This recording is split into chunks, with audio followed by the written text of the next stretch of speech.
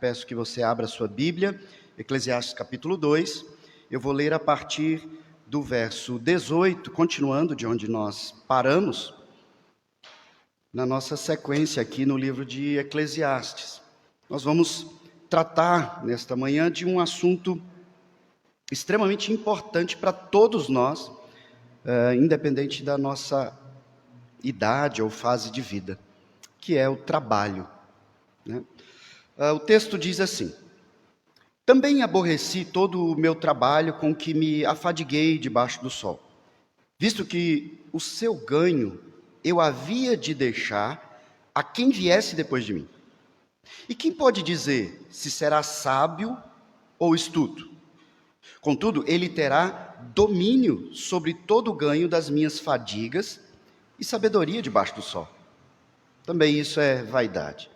Então me empenhei porque o coração se desesperasse de todo o trabalho com que me afadigara debaixo do sol. Porque há homem cujo trabalho é feito com sabedoria, ciência e destreza. Contudo, deixará o seu ganho como porção a quem por ele não se esforçou. Também isso é vaidade e grande mal. Pois que tem o homem de todo o seu trabalho e da fadiga do seu coração, em que ele anda trabalhando debaixo do sol? Porque todos os seus dias são dores, e o seu trabalho, desgosto. Até de noite não descansa o seu coração. Também isso é vaidade. Nada há melhor para o homem do que comer, beber e fazer que a sua alma goze o bem do seu trabalho. No entanto, vi também que isso vem da mão de Deus. Pois separado deste, quem pode comer ou quem pode alegrar-se? Porque Deus dá sabedoria, conhecimento e prazer ao homem que lhe agrada. Mas ao pecador dá trabalho, para que ele ajunte e amontoe, a fim de dar àquele que agrada a Deus. Também isso é vaidade e correr atrás do vento. Vamos orar ao nosso Deus? Santíssimo Deus, nós louvamos, ó Pai, bendizemos o Teu nome nesta manhã. Agradecidos, ó Pai, porque a Tua misericórdia evidentemente se renova sobre nós mais uma vez. Obrigado pela vida, obrigado pela saúde, obrigado pela salvação. Obrigado, ó Pai, pela oportunidade de descansar depois de uma semana de trabalho. Obrigado pela Tua palavra, que nos orienta a trabalhar e a descansar. Instrua-nos nesse momento, ó Pai, nós te pedimos. Dá-nos entendimento daquilo que o Senhor nos chama a responder a Ti, com o nosso trabalho e também com o nosso descanso. Nós oramos assim em nome de Jesus. Amém. O sábio Seu Madruga, da turma do Chaves, tinha algumas frases interessantes sobre trabalho. E eu quero citar aqui 3 delas. A primeira diz o Seu Madruga: não há nada mais trabalhoso do que viver sem trabalhar. A outra é: não tenho medo de procurar emprego, meu medo é achar. E a última e mais famosa frase sobre trabalho do Seu Madruga é: não existe trabalho ruim, o ruim é ter que trabalhar. Essas frases do Seu Madruga, lógico que em tom de brincadeira, elas nos fazem pensar sobre algo que é verdade. É a nossa relação com o trabalho, uma relação que é muitas vezes confusa e complexa, e a gente não consegue chegar a uma conclusão, independente do tempo de trabalho e de experiência que a gente tenha na vida. Veja, amanhã pela manhã, segunda-feira, para a maioria de nós, não é um momento, não será um momento de grande alegria. Afinal de contas, é manhã de segunda-feira. Começa tudo de novo, a sua semana de trabalho vai começar. Você tem que, muitas vezes, muitos de nós, acordar cedo, pegar ônibus, trabalhar muitas horas, e aí você chega no final do dia e se lembra que ainda é segunda-feira. Você vai fazer isso na terça, na quarta, na quinta, e assim você tem uma semana inteira dessa relação conflituosa de algo que te fadiga, que te cansa, que exige de você energia, para até que então você chegue naquele dia e grite: sextou, como tanta gente espera ansiosamente.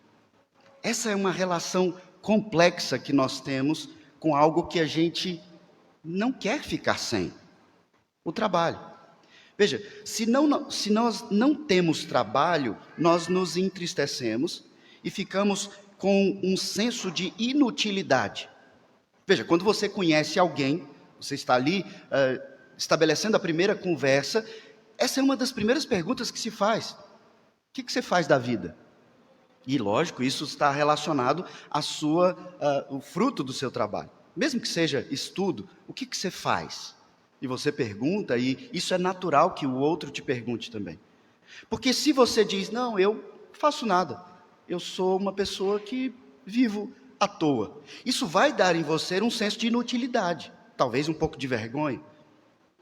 Nós então queremos trabalhar, mas quando a gente então consegue o trabalho, a gente começa essa relação conflituosa de querer que chegue a sexta, ou o sábado para alguns, o domingo. O trabalho muitas vezes nos define. A gente tem alegria, orgulho de dizer o que nós fazemos. Para outros, ainda que o defina, há vergonha de dizer. Nós queremos o trabalho, mas nós nos cansamos do trabalho. E veja que esse conflito não é algo novo. Salomão retrata esse conflito aqui nesse trecho.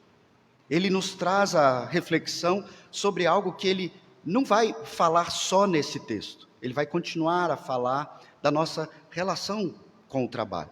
Salomão quer investigar isso também. E eu queria que você pensasse sobre isso. O nosso significado de existência pode ser encontrado no trabalho? Aos jovens, crianças, adolescentes, aqueles que estão dedicados somente ao estudo nessa fase da vida, entenda, quando eu estou falando de trabalho aqui, eu estou falando com você também. O estudo é trabalho. Você já está trabalhando quando você está estudando. E se você não estuda como deveria, achando que um dia vai trabalhar como deveria, eu estou te alertando, e não é a primeira vez. Se você não sabe fazer hoje, você não vai fazer nunca. Então leve a sério o seu estudo, se você quer levar a sério o seu trabalho. Esse é o seu trabalho hoje. E a sua relação com o estudo, ela já reflete essa relação que você terá com o trabalho. O conhecimento traz prazer, satisfação. À medida que você tira uma nota boa, que você faz uma prova, e as pessoas se alegram com você. Mas para você conseguir isso, você precisou acordar cedo, ler, estudar, se dedicar, se preparar. Ou seja, sem esforço, não tem então o fruto. E veja, como que acontece tudo isso? Como que Deus estabeleceu? Vamos pensar sobre algo que costumeiramente eu sempre nos levo aqui. Lá no paraíso, no princípio, Deus deu a Adão e a sua esposa Eva um trabalho significativo: cultivar e guardar o jardim que Deus criou, e colocou eles ali e disse que era para cultivar e guardar. Isso está em Gênesis 2,15. Cultivando e guardando o jardim, ou seja, fazendo o trabalho que eles tinham de fazer, eles tinham boa comida. No texto de Gênesis 2, agora no verso 16, é dito: de toda a árvore do jardim que vocês vão cultivar e guardar, vocês vão comer livremente. Elas estão aí para dar frutos a vocês. Fruto do seu trabalho de cultivar e guardar. Quando Deus, então, criou o homem e orientou a trabalhar, a cultivar, a guardar o jardim, Ele implantou ali, no coração do homem, um sentimento de realização, de satisfação, de prazer pelo trabalho e pelo fruto do trabalho. ele poderia comer livremente. Nós sabemos que a queda, então, quebrou tudo isso, bagunçou tudo isso. E no texto de Gênesis, imediatamente após o homem desobedecer a Deus, quebrar a lei de Deus, houve então maldição sobre o homem. E Deus então estabelece ali o que aconteceria. E a gente se lembra ali, a mulher começa a ter dor no parto, a terra agora começa a ser maldita e começa a trabalhar contra o homem que precisa trabalhar com a terra para poder comer. E na relação marido e mulher, o texto diz que há uma maldição no matrimônio também. O desejo da mulher será contra o desejo do marido, e aí a gente vê hoje esse retrato da grande disputa, machismo, feminismo, e o desejo masculino e feminino, quem manda aqui, quem não manda, quem faz esse trabalho, quem faz aquele. E assim, nós vemos ali a maldição sendo estabelecida. Mas algo que a gente precisa lembrar, quando pensamos em trabalho, é que o texto diz, maldita é a terra por tua causa. Em fadiga obterás dela o seu sustento. A maldição ali sobre o trabalho de cultivar e guardar é que antes não havia fadiga, agora há fadiga. O seu sustento ainda vem do fruto do seu trabalho com a terra, ou na sua relação com a terra, mas agora há fadiga, porque há cardos e abrolhos, espinhos, ervas daninhas no meio da plantação. E o homem agora precisa se esforçar e ele precisa suar para ter o seu sustento. Veja que ele já trabalhava antes, mas com a maldição agora ele trabalha com fadiga.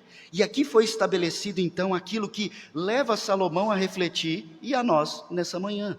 Essa nossa relação complexa, conflituosa, com algo que nós queremos muito, mas quando temos, nós sofremos, nós ficamos fadigados. O trabalho se tornou sofrido, mas ainda assim é de onde vem o seu sustento. O sustento que te dá alegria, que te dá satisfação, que te dá a oportunidade de usufruir daquilo que o Senhor tem te dado.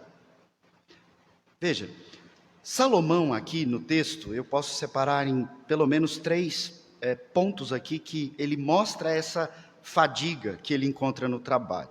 Ele se sente enfastiado com o fruto do seu trabalho, na sua relação também com o seu trabalho.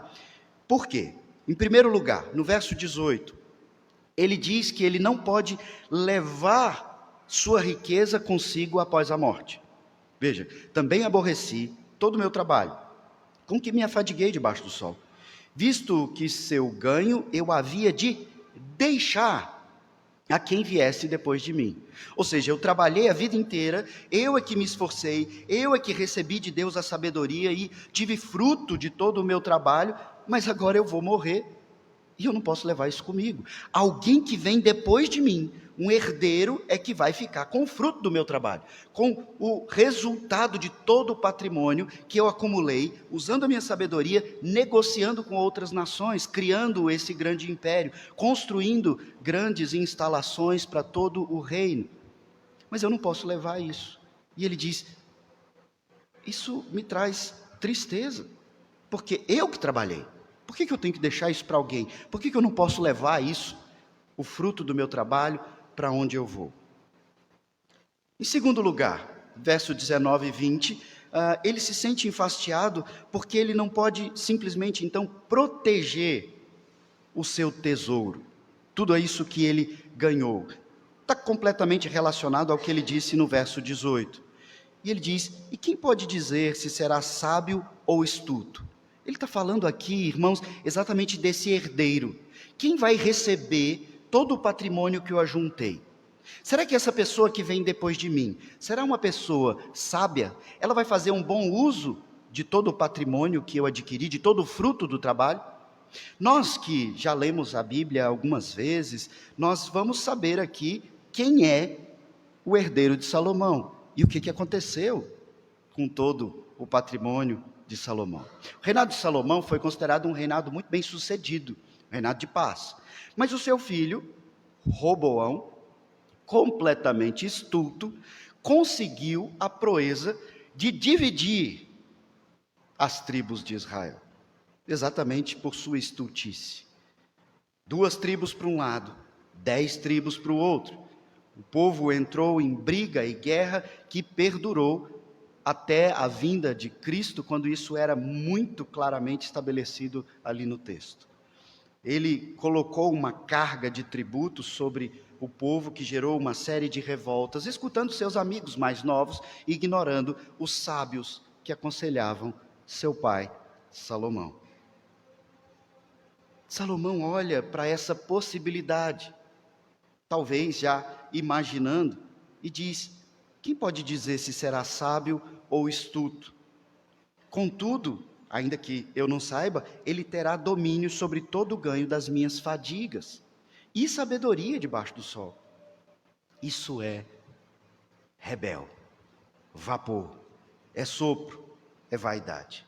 Em terceiro lugar, Salomão se sente enfastiado com o fruto do seu trabalho, com sua relação, porque ele diz aí no verso 21 e 23, que ele não desfruta do fruto do seu trabalho como ele gostaria. Vamos refletir um pouco aqui sobre como usufruir do fruto do nosso trabalho. Se você trabalha para um grande empresário, uma grande empresa, provavelmente o dono dessa empresa, ele usufrui muito mais das riquezas do que você. É mais ou menos nesse sentido que Salomão está falando. Você trabalha, você se esforça, você é quem faz todo aquele trabalho junto com outras pessoas, mas tem alguém que vai usufruir, mesmo sem ter trabalhado por aquilo, ou mesmo sem ter trabalhado tanto quanto você por aquilo, ou mesmo sem ter suado tanto quanto você, se afadigado. Você teve aquela relação mais pesada com o trabalho, mas quem usufrui do fruto do seu trabalho? Isso pode ser observado em outras relações de trabalho, até mesmo quando nós pagamos cargas pesadíssimas de impostos. O governo e os corruptos, então, usufruindo do fruto do seu trabalho. No Brasil, nós temos uma carga tributária das mais pesadas. E se você fizer uma conta mensal ou anual, você se assusta com o quanto você trabalha só para entregar para o governo. E Salomão começa a constatar que tem muita gente usufruindo do fruto do trabalho do outro. Muita gente que não merece e recebe. Tem um meme interessante que circula já há alguns anos na internet, e ele muda ali algum detalhe, mas ele é interessante de refletirmos sobre isso.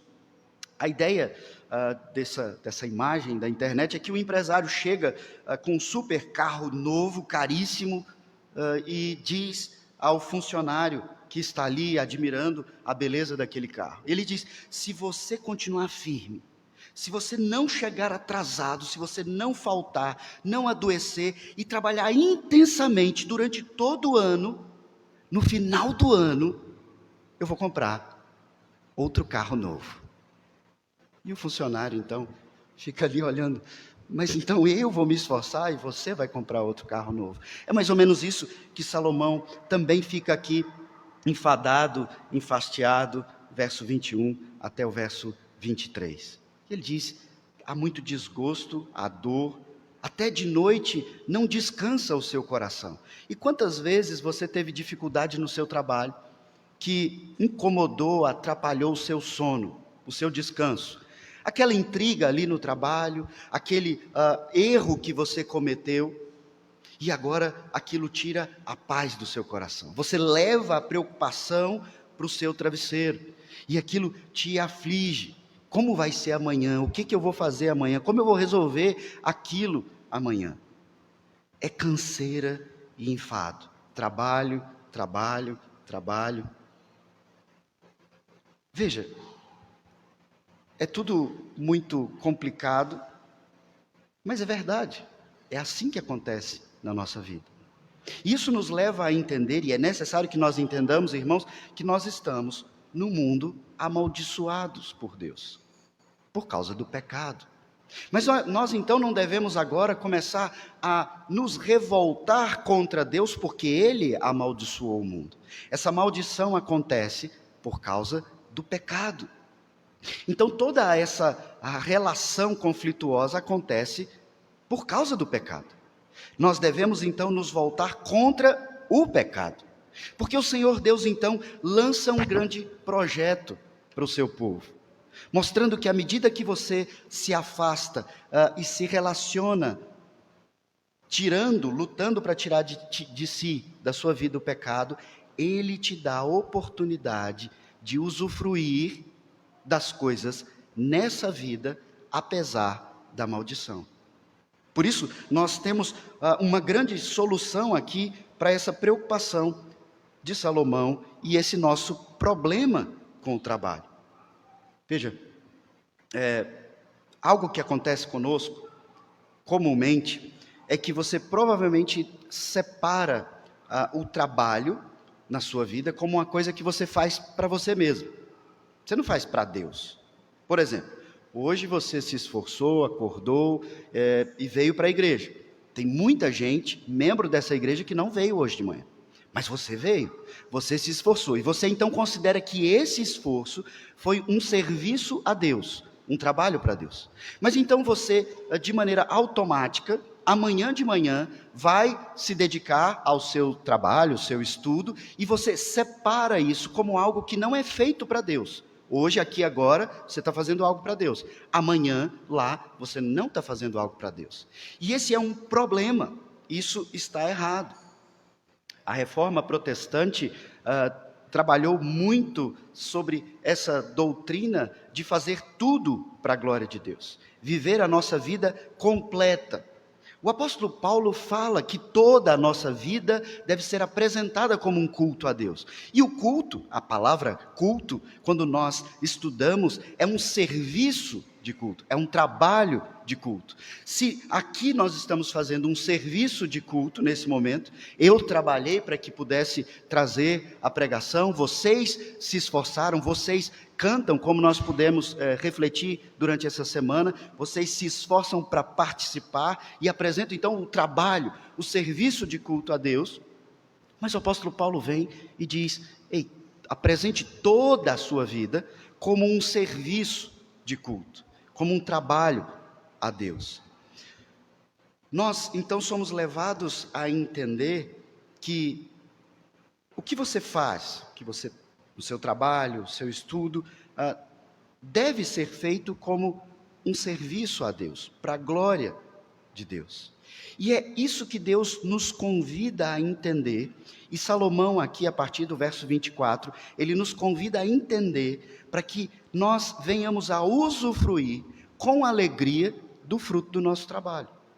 Eu te convido então a mudar a sua forma de encarar o seu trabalho. Eu não estou entrando no mérito de se o seu trabalho é bom ou ruim, mas independente disso, entenda que Deus te deu a oportunidade de ter esse trabalho. Seja estudo, trabalho, qualquer que seja o seu trabalho. Seja você um empresário, seja você um funcionário, seja você um funcionário público, entenda, Deus te concedeu essa oportunidade. Muitos estão em busca dessa oportunidade. Você tem. E Ele te deu isso para que você então desempenhe o que Ele te deu para a glória dele.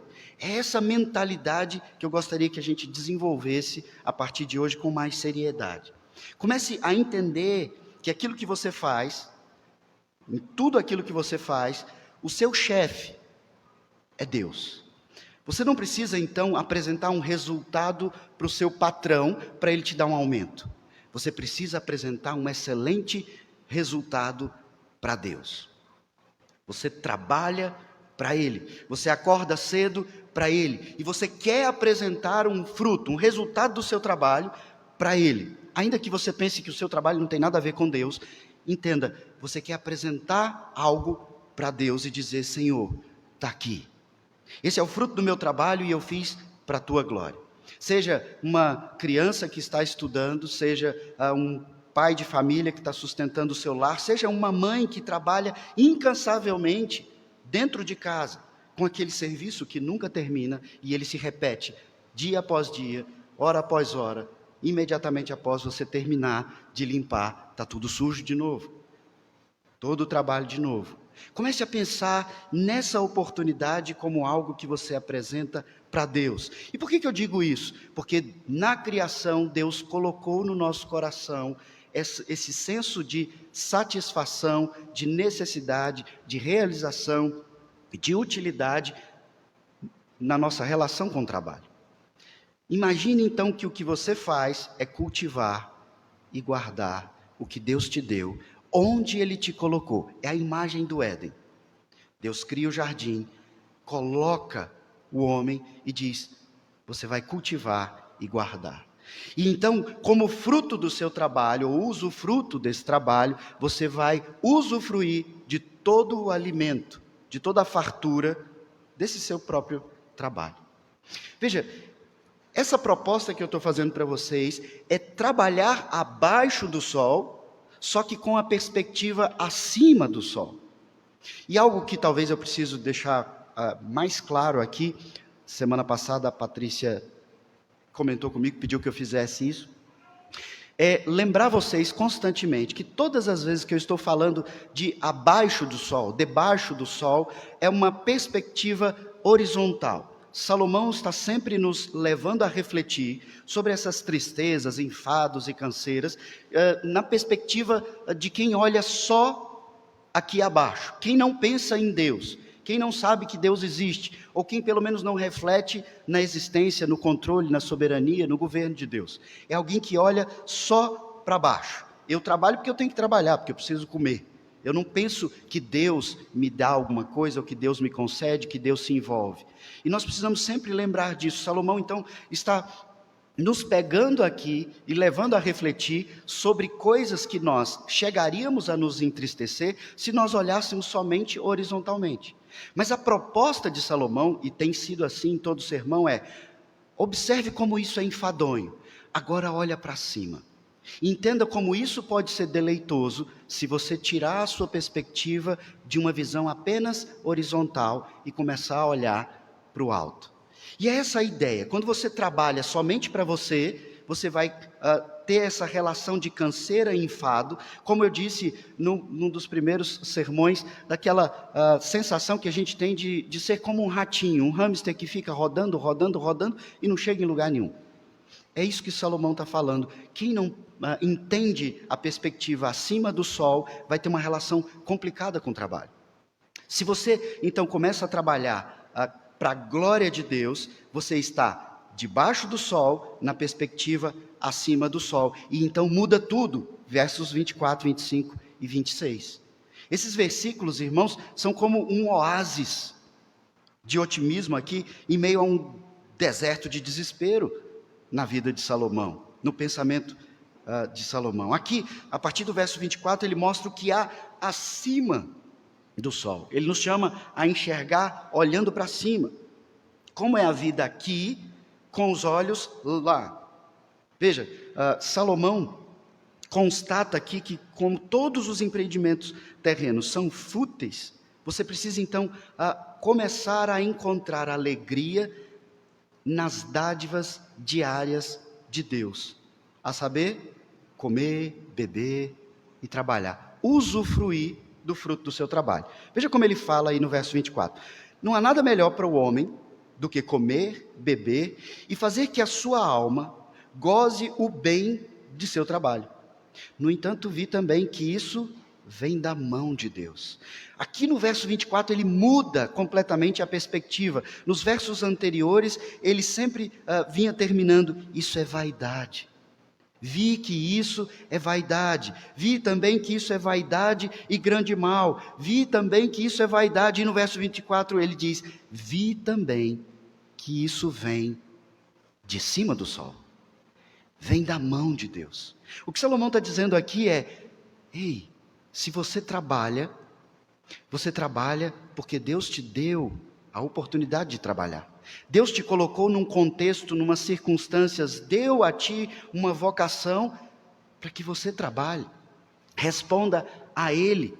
E então você poderá usufruir do bem do seu trabalho. Ele fala de comer e beber, mas eu quero que a gente pense de forma mais ampla. Comer e beber é uma expressão aqui que não se restringe somente ao seu alimento e à sua bebida, mas ele está dizendo, é o fruto do seu trabalho. É se divertir com o fruto do seu trabalho. E a conclusão que ele está chegando aqui no verso 24 é, gente, é canseira trabalhar nesse mundo amaldiçoado, mas entenda, quando você olha para cima, sabendo que Deus te concede o fruto do seu trabalho, porque você apresentou um trabalho para Ele, então não há nada melhor nessa vida. E veja que Salomão, que experimentou tudo, diz para a gente no verso 24, não há nada melhor do que essa sensação de usufruir, de se deleitar no fruto do seu trabalho. Eu me esforcei, eu trabalhei, eu fui ali dia a dia perseverante, então agora eu posso descansar no fruto do trabalho. E ele diz, não tem nada melhor. A grande diferença aqui, irmãos, que Salomão nos leva a refletir, é que ele parou de tentar obter para si mesmo o fruto do seu trabalho, e ele começou a entender esse fruto como uma dádiva. É Deus que concede. Eu já mencionei aqui para vocês uma conversa que eu tive com um primo, há muitos anos atrás, de quando ele começou a se dar bem na vida, começou a ter emprego e as coisas, e ele foi criado na igreja, era crente, então os pais pediram que eu fosse conversar com ele como pastor e tal, para tentar entender um pouco do conflito, que agora ele não queria mais ir para a igreja, ele não queria mais dedicar sua vida a Deus. E uma das coisas que ele disse, que me marcou, ele disse, eu acho uma tremenda bobeira, burrice, e ele usou outras palavras mais pesadas, quando a família de crentes se reúne para comer, e então ora agradecendo a Deus, e ele me disse, é eu que trabalho, se eu não trabalhar, não tem comida na minha mesa, então por que eu tenho que agradecer a Deus? E eu ali conversei com ele com o coração extremamente entristecido, mas essa é a perspectiva do homem que trabalha nesse mundo amaldiçoado para si. O arroz que eu como é fruto do meu trabalho. Deus não tem nada a ver com isso, porque se eu não trabalhar, eu não tenho arroz.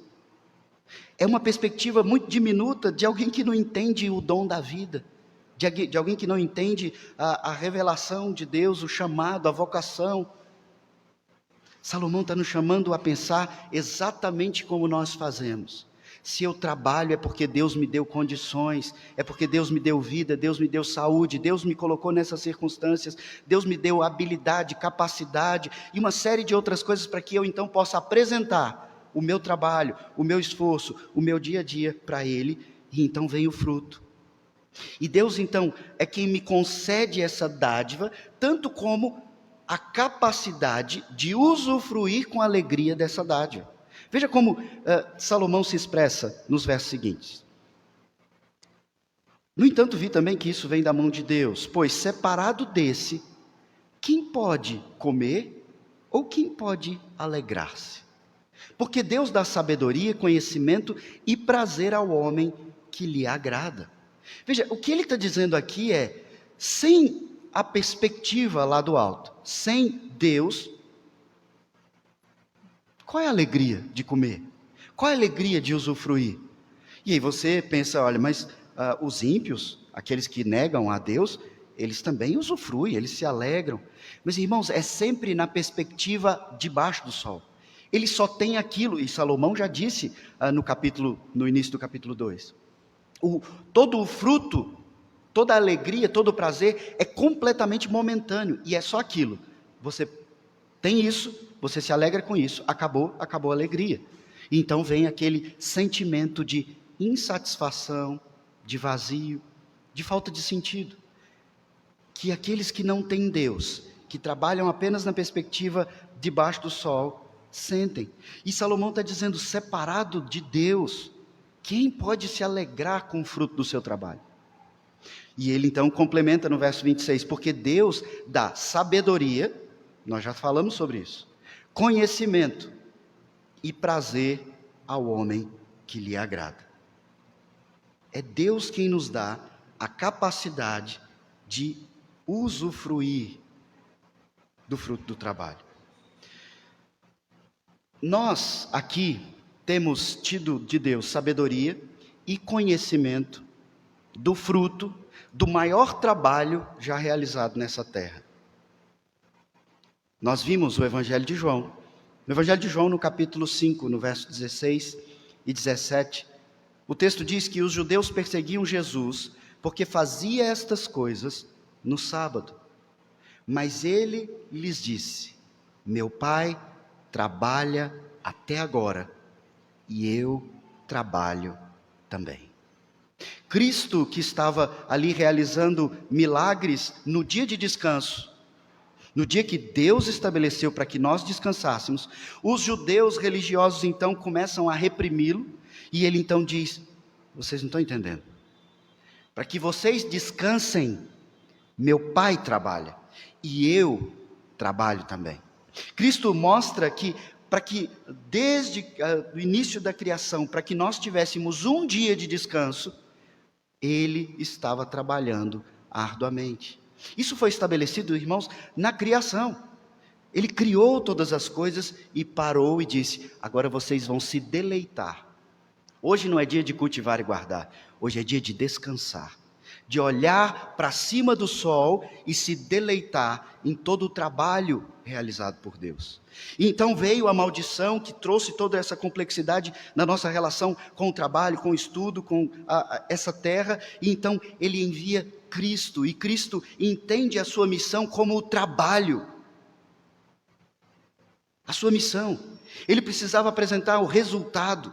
Ele precisava se esforçar, ele precisou encarnar, se humilhar, viver como homem, passar fome, sede, sono, crescer então, desenvolver o seu ministério, tendo as pessoas com uma mentalidade muito pequena, muitas vezes sem entendimento, e ele de forma paciente, benigna, amorosa, sem pecar, desenvolver o seu ministério, até que então ele chega no ápice, no auge do seu trabalho, que é a cruz.